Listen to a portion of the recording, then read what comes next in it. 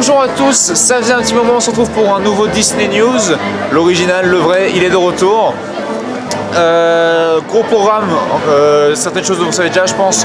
Le programme de Noël, des rénovations, donc on se retrouve tout de suite, on va en parler.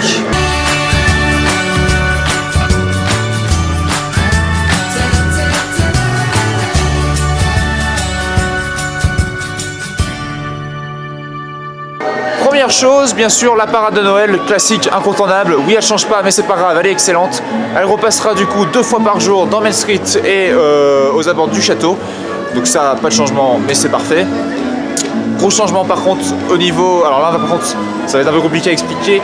Le château ne recevra pas ses toits lumineux cette année. Pour diverses raisons. Déjà les toits l'année dernière étaient assez explosés, ils ne fonctionnaient plus. Donc cette année ils ne sont pas mis parce qu'il faut qu'ils les réparent. Autre chose aussi bien sûr, c'est la rénovation du château qui se prépare. Les structures métalliques pèsent énormément sur le château. Donc à quelques mois de la rénovation, même si c'est pas confirmé, on sait qu'on est à quelques mois de la rénovation, ils vont pas le plus l'abîmer. Donc il y a ces raisons là. Mais par contre, pas d'inquiétude, les toits seront remplacés par des projections sur le château. Donc on aura des projections nocturnes pour animer le château à la période de Noël. Et surtout pendant l'illumination du sapin, donc qui revient bien sûr, le sapin de 24 mètres de haut se refera illuminer. Mais cette fois-ci, ce sera à 360 degrés, car l'illumination commencera sur le château avec des projections spéciales pour l'illumination du sapin.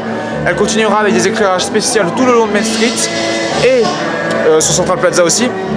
Et se finira du coup à Times Square avec l'illumination classique avec Mickey, le Père Noël et leurs amis qui illumineront le sapin, sans oublier la surprise princière, donc qui sera sûrement ce qui sera diffusé sur le château. Mais en tout cas voilà, on aura une grosse illumination du sapin cette année, c'était déjà bien l'année dernière.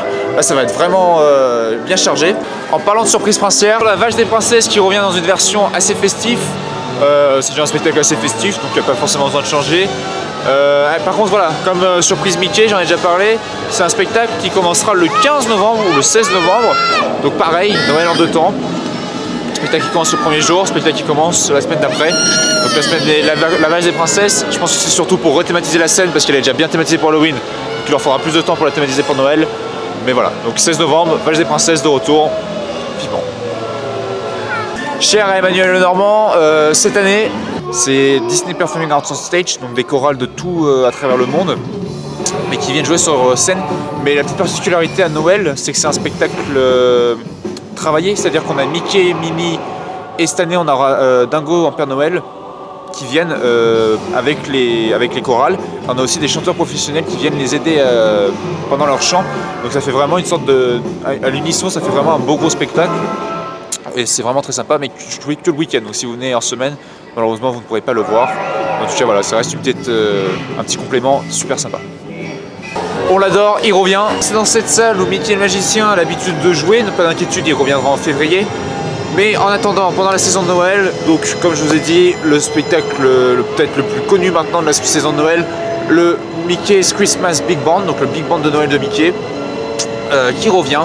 Pas de changement à ce niveau-là, il n'a pas forcément besoin de changement. Mais voilà, un classique maintenant Disneyland Paris depuis 3 ans maintenant.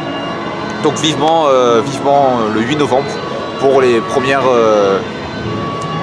représentations du spectacle. Toujours au studio bien sûr, en face. Il revient sous une forme de Noël. Beaucoup de gens disent c'est pas un spectacle de Noël. Bah, vous verrez bien, ils ont dit qu'il y aurait une nouvelle surprise qui serait donc cette fois-ci Noël, thématiser le spectacle. Mais attention, petite précision, la saison de Noël va commencer en 2 temps. C'est-à-dire qu'il y aura, donc comme je vous ai déjà dit, les spectacles qui commencent le jour du début de la saison. Mais celui-là est un bon exemple de spectacle qui commence le 16 novembre, qui est donc le week-end d'après le week-end du début de la saison. Donc il faudra attendre une semaine de plus pour voir Surprise Mickey sur scène. Mais je pense que c'est surtout le temps qui rethématise la scène qui fait que ça prend une semaine de plus. Mais quoi qu'il arrive, ça revient jusqu'au 6 janvier du coup, vivement. Bien sûr, il n'y a pas que les spectacles qu'on adore à Noël, on adore se remplir la panse. C'était magique l'année dernière, ils ont déjà commencé à les installer, les lumières dans les arbres, un peu partout sur la place de Rémy, parce que cette année revient l'hiver gourmand, donc même principe que le rendez-vous gourmand, mais version hivernale. Avec cette année des belles spécialités, on aura du bœuf bourguignon, on aura du fromage, des trucs chauds vraiment. Donc l'hiver gourmand, il y aura 6 chalets sur la place de Rémy, il y en aura un nouveau sur le Hollywood Boulevard qui sera végan. Donc ils étendent un peu l'hiver gourmand. Donc décoration, Émile et Rémi seront de retour aussi en rencontre. Mais alors petite précision, Émile et Rémi, alors l'hiver gourmand commence le 8 novembre, donc la veille de la saison de Noël. Émile et Rémi seront en rencontre jusqu'au 6 janvier, donc dernière date pour la saison de Noël. Mais l'hiver gourmand reste jusqu'au 18 mars. Donc ça veut dire que même si Émile et Rémi ne seront plus là, les chalets et les décorations, alors plus les décorations mais les chalets resteront jusqu'en mars, tout le temps de l'hiver en fait, et un petit peu du printemps. On va continuer sur la nourriture, bien sûr. Saison du Roi Lion, saison d'Halloween, on a été gâtés en nourriture. Saison de Noël, on va être gâtés en nourriture. Alors on n'a pas de visuel pour l'instant, bien sûr, je vous les donnerai quand on les aura. Mais ils nous ont dit qu'on en aura partout. Et vu ce qu'ils nous ont fait à Halloween, ça va être très très bon, je pense. En parlant de ça, en parlant de ce qu'il y aura partout, les personnages, bien sûr, ça c'est un incontournable de Noël. Alors effectivement, il n'y aura pas Marie cette année, on aura Pompon et Miss Bunny à la maison à l'angle de Main Street. Du côté de Central Plaza, vu qu'il n'y aura plus Stitch Mass, on aura Stitch en rencontre, alors, en espérant qu'il sera en tenue du Père Noël. Dingo au studio reprendra sa tenue du Père Noël, bien sûr. Et on aura le Père Noël à Meet Mickey jusqu'au 25 décembre, ça j'en ai déjà parlé, ils ont enfin réglé ça. Bien sûr, n'oublie pas un classique de Noël, Jack en perce-oreille, qui sera toujours là où il est actuellement à Halloween, donc dans le gazebo de Phantom Manor. C'est ni un spectacle ni une rencontre, c'est un peu un mix des deux. Le calendrier de l'Avent revient cette année, ils ont déjà installé le lampadaire coloré, donc il sera là comme d'habitude. Bien sûr, comme chaque année, chaque jour ça sera différent, on aura soit Mickey, soit Minnie, soit Dingo qui arrivera en tram pour faire découvrir la surprise du jour à un enfant, en espérant que cette année l'enfant gagne la surprise, ce qui est un petit peu le truc qui manque je trouve à ce calendrier. Mais en tout cas voilà, c'est toujours sympa, c'est une belle déco et vivement qu'elle revienne et que ça démarre.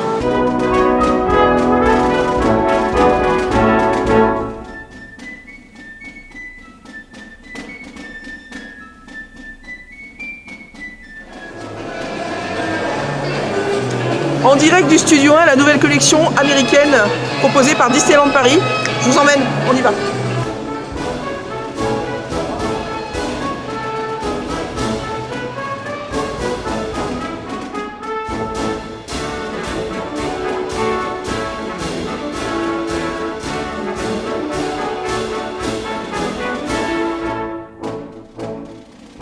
La petite révolution, c'est que maintenant on a les oreilles américaines qui arrivent en France. Donc on a les oreilles françaises que vous connaissez, les violettes, les roses. Je vous les ai déjà montrées, je les porte d'ailleurs souvent dans mes émissions.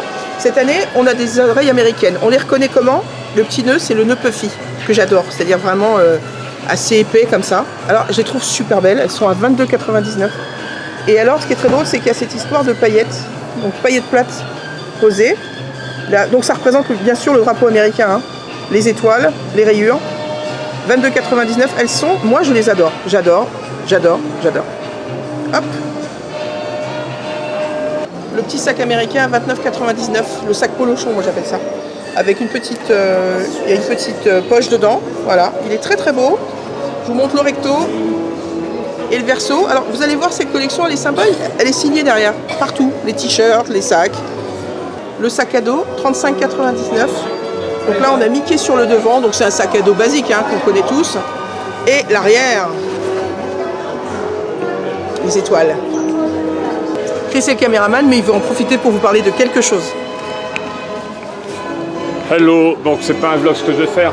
Je veux juste en profiter, vous savez maintenant, je suis amateur d'histoire. Le drapeau américain. Donc, juste vite fait, voilà, il y en a beaucoup plus, mais les bandes, on en a 13, une alternance de rouge et de blanc. Ça correspond aux 13 premiers États qui ont constitué les États-Unis d'Amérique. Les étoiles, on en a 50, c'est 50 États actuels. Donc forcément, le drapeau a évolué au fil du temps. À chaque fois qu'un État, on rajoutait une étoile dès qu'il y avait un nouvel État. Voilà, c'était la petite page histoire. On revient au merch. Voilà, ça existe en deux couleurs, donc femme, homme, avec un dos drapeau américain. 22,99 €. Il n'y a rien dans le dos, hein, donc je vous montre comme ça, 22,99 €. Moi, c'est celui que je préfère, personnellement. Un très très beau sweat. On vient de le voir porter, il est très très beau. Voici, je vous présente le dos. Avec en bas la signature Disneyland Paris.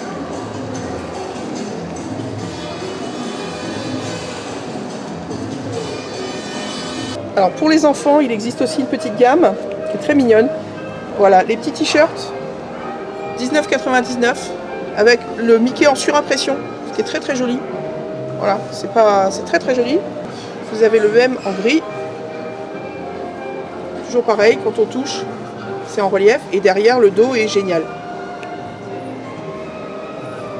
Le sweat que je vous ai montré tout à l'heure pour adultes existe aussi pour enfants. Très très joli. Alors celui-ci à 39,99 et derrière, vous avez toujours Disneyland Paris. Mais il existe aussi un autre sweat pour adultes.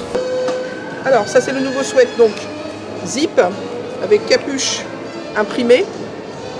Je vous montre l'imprimé qui est très beau. Je n'ai rien dans le dos, mais par contre j'ai ce nouveau système d'impression sur les manches que je trouve très sympa. On a déjà vu avec le merchandising des 20 ans. Voilà. Pour finir sur les vêtements, voici le bonnet. Très sympa avec la tête de Mickey. Je vous montre l'arrière. Il est à 19,99. Là on a 7,99 les chaussettes. Il faut savoir que les chaussettes sont toujours signées Disneyland Paris. Je vous finis les vêtements sur l'écharpe. C'est une écharpe double, hein, donc la taille c'est celle-ci, c'est-à-dire que c'est ça x 2. Donc toujours, j'aime beaucoup aussi ça. J'aime beaucoup le petit écusson avec Mickey. Alors elle est à 25,99. 7,99 la petite trousse. Le parapluie, excusez-moi, 25,99. Le stylo pour les collectionneurs, c'est génial, 5,99. Là, nous avons la coque pour 10 et 10S, 22,99. Et là, donc la montre. Alors moi, j'aime beaucoup parce que j'aime beaucoup les montres. Donc je suis content quand ils en sortent une nouvelle. Et la montre, nous l'avons à 25,99.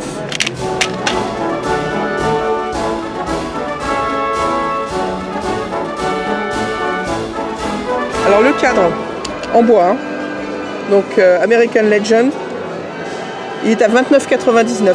Donc et là il y a un petit insert de Mickey sur le côté et derrière donc vous avez toujours le système pour pouvoir le poser. Alors le mug, il y a beaucoup d'informations dessus, il ne faut rien rater, hein. L'avant, l'arrière, le dessous, American Legend, et même l'intérieur.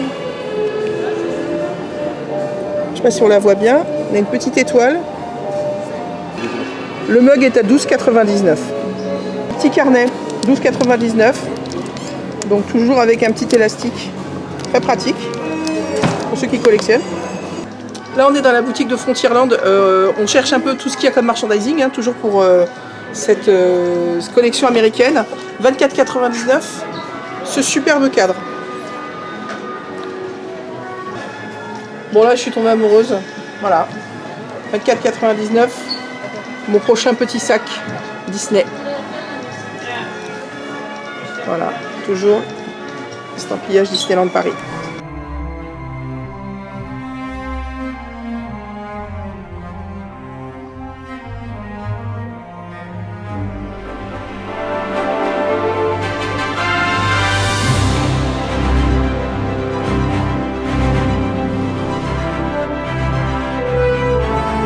C'est tout pour moi, on retourne voir Victor pour des news.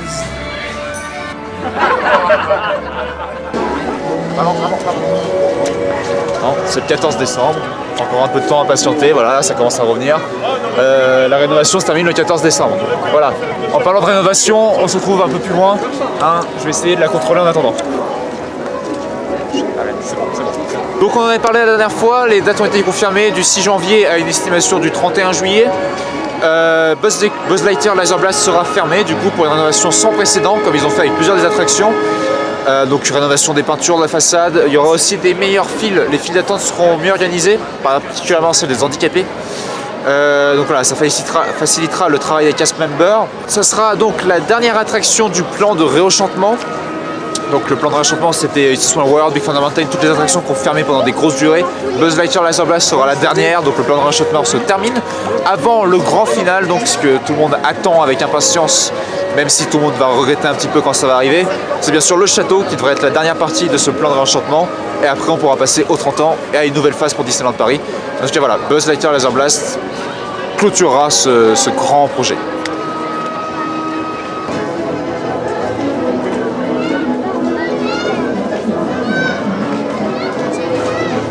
Les nouvelles taupières super belles, hein. Donc on a les 4 catégories de cartes, pique, trèfle, carreau, cœur. Et ça va jusqu'à l'entrée du labyrinthe. C'est vraiment génial et ça continue après aussi. Hein. Donc c'est vraiment génial d'avoir fait ça. Le labyrinthe vient d'être repeint, les fontaines ne fonctionnent pas, ils ont réparé les fontaines je crois, ils ne fonctionnent pas parce qu'on est en hiver, mais normalement quand le beau temps va revenir, elles devraient refonctionner les fontaines qui passent au-dessus des gens. Ça faisait un petit moment que ça ne fonctionnait pas, mais en tout cas voilà, ils prennent un grand soin du labyrinthe en ce moment.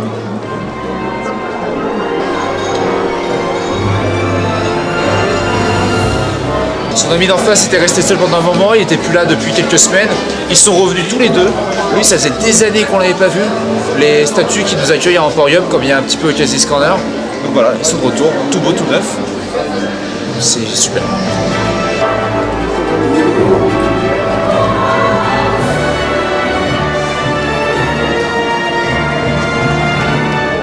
Petit détour par anciennement Backlot. Vous pouvez voir derrière moi, le bâtiment de l'attraction Spider-Man est en train de grandir à une vitesse grand V.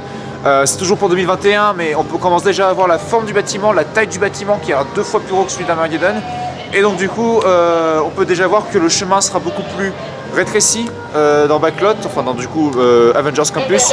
Mais ce qui sera pas mal pour l'immersion, moins pour l'affluence, mais mieux pour l'immersion. Donc vivement de voir plus de détails, parce que là c'est juste du béton. Donc hâte de voir le début de la thématisation. On a les Maléfiques qui se terminent très bientôt. On va avoir Frozen 2, une preview de Frozen 2, donc une scène de 15 minutes comme ils avaient fait pour Toy Story et Maléfique du coup, du 4 novembre au 24 novembre du coup jusqu'à la sortie du film. Donc pour vous mettre un petit peu plus dans l'ambiance de Noël par exemple, ça sera parfait. Regardez-moi comme il est beau, le chapiteau et la façade. On reste dans Frozen, Animation Celebration, le nouveau nom de Art of Animation, accueillera Frozen du coup à partir du 15 novembre, 16 novembre peut-être pour le samedi. Je vous invite à aller sur YouTube. Disneyland Paris a mis en ligne des vidéos où ils montrent un petit peu la conception du spectacle et on en voit un peu plus des concepts, des choses comme ça, donc je vous invite à aller les voir. Mais en tout cas ça s'annonce très beau et donc ça sera parfait pour la saison de Noël. Mais je l'avais déjà précisé dernièrement dans une dernière news, le spectacle reste après Noël, hein. C'est permanent, c'est pas juste pour Noël, ça restera après Noël et on n'a pas de date de fin. Donc tant mieux, ça animera le studio et de toute façon ça a l'air d'être très très bien. Donc maintenant pour parler d'une nouvelle attraction en quelque sorte. Donc on savait déjà que le Tram Tour allait devenir Cars. On a le nom Cars Route 66 qui est plutôt un nom assez sympa. Qui reprend du coup le principe qu'on aura dans le Tram Tour où on sera en fait sur la route 66 bien représenté dans Cars. Et donc je suis à cet endroit là entre RC Racer et Toy Store dans Toy Story Playland.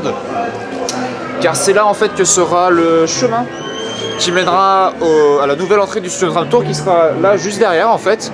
Et le parcours du Tram Tour il passe déjà en fait, il sera juste là. Donc ça sera très court. Il y aura juste Catastrophe Canyon qui restera. Donc le canyon sera toujours là, rethématisé Cars, donc on sait pas trop ce qu'ils vont faire parce qu'ils vont pas faire exploser un camion avec des yeux je pense. Mais en termes de nouvelles scènes, on sait pas ce qu'on aura. On aura sur le plan qu'on a eu, il y a un Flash McQueen, donc il y aura peut-être un animatronique de Flash McQueen.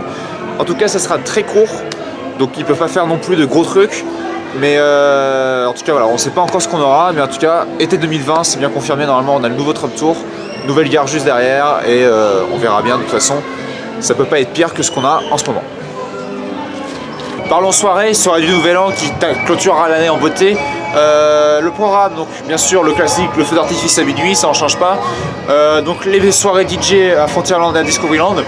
Des persos, pour l'instant on n'a pas de liste, mais des persos exclusifs dans le parc. Et la parade du Nouvel An que je connais bien maintenant. Petite différence cette année, comme pour la soirée d'Halloween, elle sera jouée 2 fois dans la soirée. Donc est-ce qu'elle sera raccourcie cette année et sur un mois de char et sur là, on ne sait pas encore, mais en tout cas elle sera jouée 2 fois.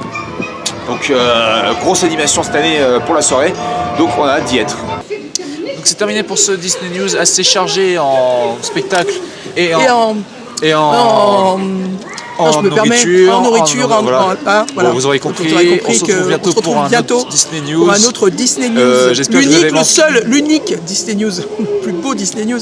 Exactement. Je vous retrouve bientôt. Et d'ici là, je vous ai manqué. Et d'ici là, portez-vous bien.